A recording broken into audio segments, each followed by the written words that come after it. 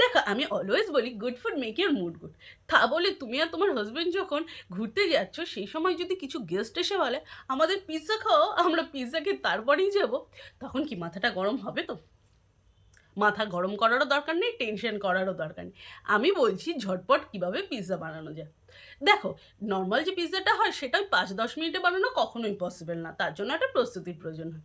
তবে তোমরা বানিয়ে নিতে পারো ব্রেড পিৎজা। টপিং তোমাদের পছন্দ মতো, যদি ঘরে চিকেন থাকে চিকেন, না হলে পনির, আর যদি না থাকে ভেজ কিছু। তো সেদিন আমি বানিয়েছিলাম ভেজ পিৎজা। ভেজের মধ্যে আমি দিয়েছিলাম পেঁয়াজ কুচি, টমেটো কুচি, ক্যাপসিকাম কুচি আর সুইট কর্ন। চাইলে ওতে পনির দিতে পারো, চাইলে ওতে চিকেন দিতে পারো। একটা বাটি নিয়ে নাও, তার মধ্যে দিয়ে দাও বেশ কিছুটা পিৎজা সস, আর সাথে সিজওয়ান সস, মিউনিস মিক্স করে নাও। এবার কি করবে, এবার তোমরা ব্রেডের এক সাইডে এই সসটা লাগাও, তার উপরে টপিং দাও, তারপর চিজ দাও, চিলি ফ্লেক্স আর অরিগানো দাও।